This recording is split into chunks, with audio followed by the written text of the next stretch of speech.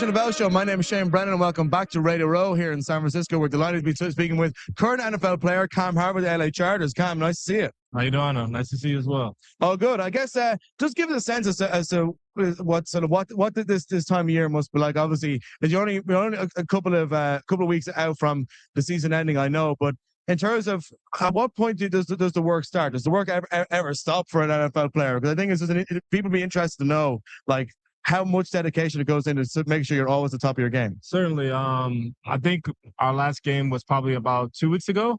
I'm going to take the rest of this weekend, and then Monday I have to start training again. I start to feel guilty after I take too much time off. I just watch my body just go.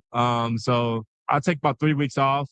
I'll start training again, and I'll probably take a vacation for a week or so, maybe go somewhere with my family, and then I'll be training all the way through. Well, I wonder what it must be like for your teammates when it comes to, like, at that point. Is there any is there WhatsApp groups or anything where people go around and be like, "Hey man, you're taking too much time off. You should be back training now. You should be back training now." Like, what's the pressure like inside the locker room? No, it's not too much pressure. I mean, everyone's a professional at this point, and at the end of the day, yes, we feed off each other's energy, but everyone has their own process. Everyone has their own off season and their own plan. It takes some guys 2 weeks to get ready. It takes some guys three months to get ready. It's just all about where you feel comfortable mentally and wherever you can gain that confidence. And some guys it takes longer. Sometimes some guys probably don't even work out until OTAs. So for me, it's a little bit different. I feel like I just have to keep working. I feel like just mentally, just to keep me in a good headspace, I always have to stay at it. Cam, I live in Florida, and college is huge. Obviously down in the South, we got football everywhere. College is a huge part of my life and life down there. Sure. Talk to the Jews a little bit about when you were. You were born in Baltimore. I was. Talk to us a little bit about the recruiting process through high school, how you ended up at Notre Dame, and get that whole that kind of whole process. Yeah. It's a lot different than what it is now. And I'll tell you that it would be a lot harder for me to go to Notre Dame if I was in high school right now. So for me, I played wide receiver all throughout high school, a little bit of DB, but my main position was wide receiver. And I wanted to go to college to play, certain colleges to play wide receiver, certain colleges to play DB. But my uncle, who was the dad figure in my life, he said, if you're going to leave the East Coast, it has to be Notre Dame or Stanford because it's very expensive for your family to come out. We didn't come from the best financial situation. So I had a couple offers. I wanted to go to UNC for a while. I was going to commit to Virginia Tech for a little bit. And then Notre Dame came on the table, and I took a visit there, and it almost just felt right. Almost immediately when I stepped on campus, I was just like, this is the place for me. So from there here we are. And the way NIL is changing the college game, and you spent your time at Notre Dame. Are you glad and you're grateful for the fact that you were able to, do your time there at Notre Dame, as opposed to kind of how college is now, where a lot of guys are, if I'm not starting or if I'm not getting, 7 or 8 games a season, I'm going to move on to I'm going to keep an eye on what's going on over there, collect my money, and try a different school. Certainly, I have a great appreciation for the grind, and thankful for my family and the mentors in my life that when times was hard at Notre Dame and I didn't like my situation and I wanted to transfer or go somewhere else to make it a little bit easier on myself, my family didn't allow me to.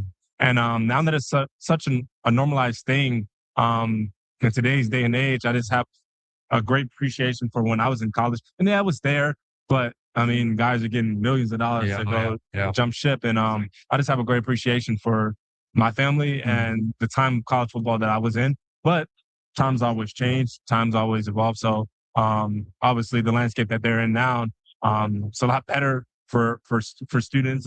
They're getting compensated well in their families. But when I was in college, I appreciated the fact that I stuck it out and I did the hard days, because now it makes the hard days a little bit easier. Exactly. Yeah. And you say you played in high school. You played wide receiver. And then they kind of, move you over to corner as well.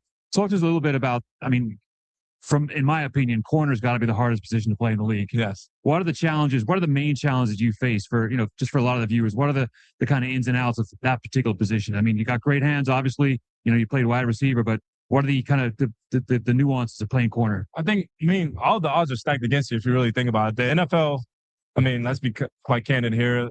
Everyone wants to see touchdowns. Mm-hmm. No one wants to see a game that's 7 to 10 or anything like that. So one, your guarding guys is going 20 miles per hour going backwards. Yeah. Can't touch them. Yep. And then all the rules are catered towards the offense. Yeah, You know, absolutely. so I honestly, outside of quarterback, I think it's the hardest position. Yeah, I think so too. Yeah. So yeah, it's just tough, but I love it. I mean, Yeah. you after a while you start to play with instinct, and the game starts to slow down, and you're able to make plays, and those plays. I go to a lot of high school games in Florida, and the best players on the team, the wide receivers, are also the DBs too. So Yes, there's a huge correlation. Yeah, just talk to us about your kind of preparation for wide receivers. Would you ever sort of like focus on one particular receiver? Well, at that point, it wasn't much preparation. I was just in high school, and I was just one of the better players on the team. So it didn't much didn't go into my playing works. Well, in terms of like, let's say in what you're doing now, when it comes to you know who you're matching up against. Do you ever like focus on one particular guy, or feel like you're coming in and say, okay, I really think I prefer to be sort of covering receiver A or receiver B, or is it just more of a schematic thing, or make sure you're in the right place at the right time? Well, comprehensively, you got to understand your opponent entirely. So I studied the entire offense that we're playing, and then all of us. I mean, every football player has a position that they are going to cater towards. So for me, at certain points of the year, my main position was boundary corner. So that's usually lined up against the X receiver. So usually teams X receivers who I'm focused in on. So yeah. Am I right in saying you played in Dublin for Notre Dame? All right. What was that like? It's funny when we spoke to a lot of players come over for the college football games. It's quite often their first time ever outside the United States. Was that the case for you? Or? Yes. Well, I had took a 7-on-7 trip to Canada. Okay. And we drove up, so it wasn't the same experience, but it was my first time flying across seas and going to Europe. So yeah. Yeah. Was there something about that experience that you found surprising? No, not surprising. So at Notre Dame, we have people from all over, and one of my good friends, he was actually from Dublin. Okay. So I had a pretty good idea of like what you guys' culture was like, based on his experiences and things that he would tell me. So it wasn't surprising. It was beautiful. How passionate the fans were about American football. That was quite shocking. I didn't expect them to be as passionate, and yeah, it was a great experience overall. I enjoyed it. I think they should continue that. As you said, a lot of players before that didn't have the opportunity to go across seas and go to Europe and experience the world from that standpoint. And obviously, it's strictly business, but just the opportunity to go, opportunity to travel, be with your teammates, be in a different environment, and experience that is beautiful. One final one is, I know you were talking earlier about the effect of NIL and how there's the pressures that college football players face now. Obviously, you spent all of your time in Notre Dame. Are you speaking to people who are now currently in the system who are still feeling that kind of pressure? And is there anybody who ever advises people to stay? Because it feels like a lot of the advice coming in is to always look for the move, always look for the fresh start. That's what you hear. You never hear the positive advice. You hear the polarizing. Yeah. You know what I mean? The people in the social media world or in the social world, they don't gravitate to the boring, nuanced things, and that's the advice that kids are getting. Stay at your school. Work hard. It's just the everyday mundane things that you would hear. But the things that's getting the clicks, the things that's like cycling in social media is go to the big school and get $1 million. Yeah. So yes, there is a lot of players like myself who go and talk to kids at Notre Dame and advise them to, stick it out and they'll be better for it on the back end. But it just goes overlooked a lot of times. Yeah. Yeah. I'll finish on this. Born in Baltimore, Maryland. Yes. East Coast guy. You get drafted by the Chargers. Favorite part about living in LA? The weather. The weather is second to none. It's beautiful. It's 70 all the time. 70, 75. That was quick. I went from New York to Florida, so I know exactly what you're talking about. It barely rains. You don't get any snow. I mean, it's beautiful.